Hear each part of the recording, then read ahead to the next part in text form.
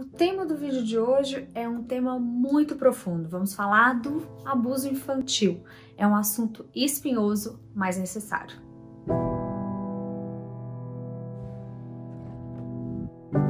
De uns dias para cá, todos nós, de uma forma ou de outra, acabamos nos deparando com esse assunto difícil, espinhoso, dolorido sobre o abuso infantil. Infelizmente, o abuso infantil, ele existe em maiores ou menores escalas e eles acontecem tanto com meninas quanto com meninos. E no meio disso tudo, eu me peguei estudando ainda mais sobre o assunto de como conseguir cuidar e instruir os meus pequenos, como conseguir instruir as minhas crianças, que eu acho que começa essa instrução na base e que eles vão levar para quando eles ficarem um pouquinho mais velhos, adolescentes e até na própria fase adulta. Então eu levantei 5 pontos importantes que a gente pode orientar, ajudar as crianças a se protegerem no momento que eles podem acabar vivendo de um abuso, como que eles podem se defender, como que eles podem comunicar isso. Infelizmente, esse é um assunto muito espinhoso. Eu sei que um monte de gente falaria assim, vou parar esse vídeo agora, eu não quero ver, eu não quero escutar sobre isso, mas é muito importante. É só assim que a gente consegue cuidar dos nossos filhos. A gente não vai conseguir estar com eles 100% do tempo. É impossível isso.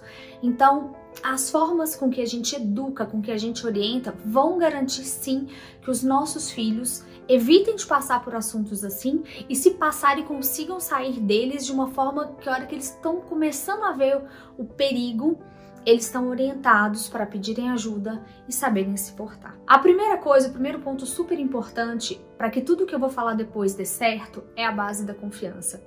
Os filhos precisam ter confiança em nós, pais e qualquer outra pessoa do ciclo de amizade, no ciclo familiar que você confia cegamente. Então, um avô, uma tia, um tio, um padrinho, para que essa criança tenha nessas pessoas a sua base de confiança. Ela precisa ser segura que ao te falar que alguém muito próximo ou muito distante fez uma coisa estranha com ela, você não vai debochar, não vai deixar passar para lá e não vai levar o assunto como se ele não fosse sério. Você vai escutar e vai resolver esse assunto.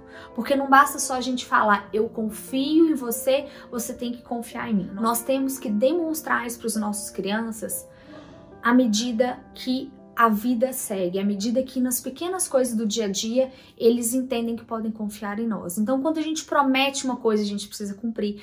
Quando a gente fala, dá uma orientação e eles vêm com feedback pra gente, a gente tem que seguir naquela orientação. Então, a base sempre vai ser a confiança. Então, esse é o ponto número 1. Ponto número 2 sobre orientação. Pegue uma boneca e oriente que toda parte que a boneca está vestida é a área íntima da criança. Comece a ensinar o que é a área dela, o que é o corpo dela, desde muito pequeno.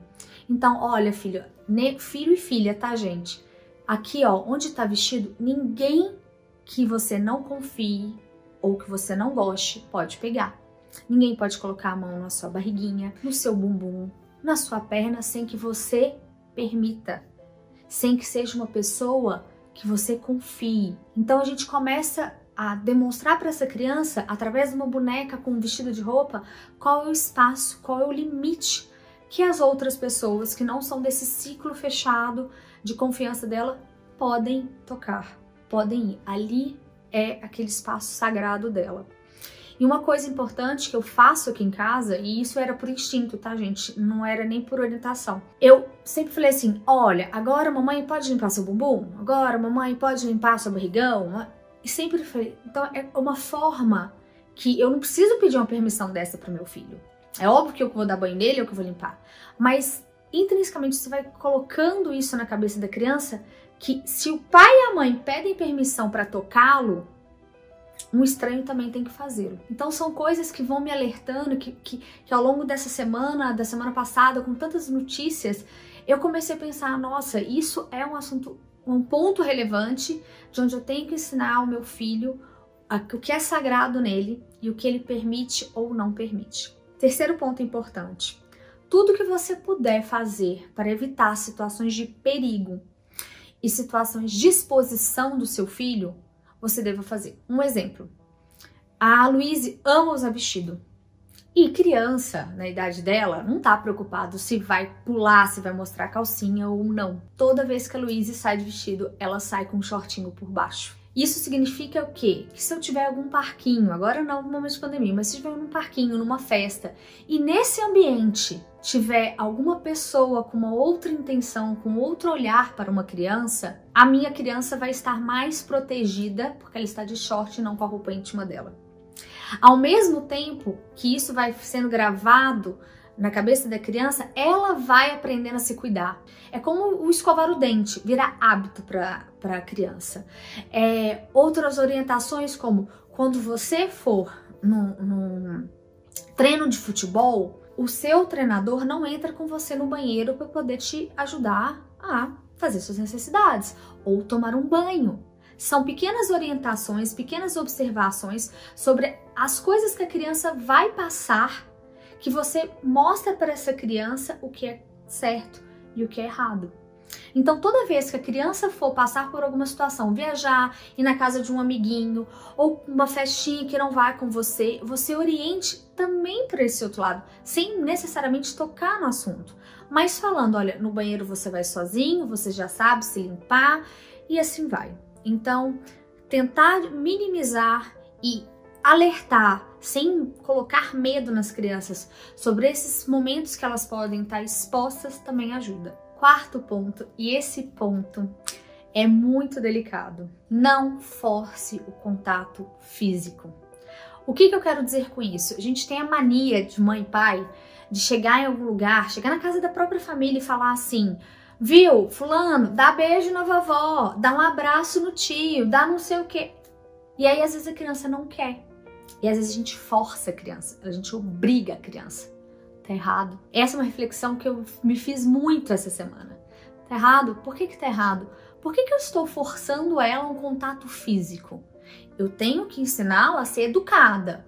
Oi, tchau, dá um aperto de mão. Mas eu não tenho que obrigar meu filho a abraçar e beijar os outros. Educação não tem a ver com contato físico. E se a gente não ensina dentro de casa que essa criança não é obrigada a ter nenhum contato físico com ninguém se ela não quer, se ela não tá feliz, se ela não se sente à vontade, como que vai ficar a cabeça dela para hora que estiver fora de casa? Então é aquela coisa, a criação da cultura de como se cuidar, como se preservar, começa dentro de casa. E às vezes numa coisinha a gente peca, e eu me vi pecando nisso na minha criação com as crianças. Vai, dá um abraço, dá um beijo. E depois que eu parei para refletir, não, tá errado, eu tô errada. Eu tenho que falar para eles serem educados, dar oi, tchau, acenar, dar a mão. Não, nada mais do que isso. Não falei do corpo deles que é sagrado, que ali eles têm que se cuidar? Então, não posso me contradizer. Então, esse é mais um ponto de reflexão. E o quinto e último ponto de reflexão. Tem uma palavra de socorro. Os meus filhos ainda são pequenos. Eles ainda não ficam com celular nem nada. Mas as crianças maiores que possuem um aparelho, ensine e grave junto a essa criança uma palavra de emergência. Seja ela qual for. Sei lá, a palavra maçã. Se de repente a criança está conversando com você e escreve maçã, você sabe que alguma coisa errada está acontecendo. Não necessariamente por um abuso, mas alguma coisa errada. No ambiente que ela esteja, numa festa, na casa de um parente, no shopping, não importa.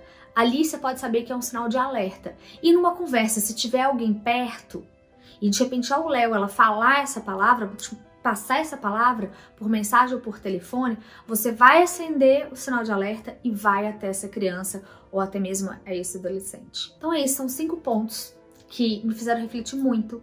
E o que eu queria aqui nessa conversa, nesse bate-papo, falar para vocês é isso, alertar vocês, nos alertar como pais de como proteger, como preservar, como ensinar essas crianças a se cuidarem, à autopreservação, ao autoamor, ao autocuidado e, acima de tudo, que eles podem contar conosco, que se eles falarem, nós vamos acreditar.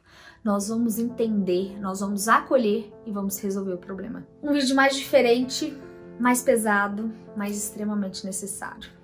Um beijo e até a próxima.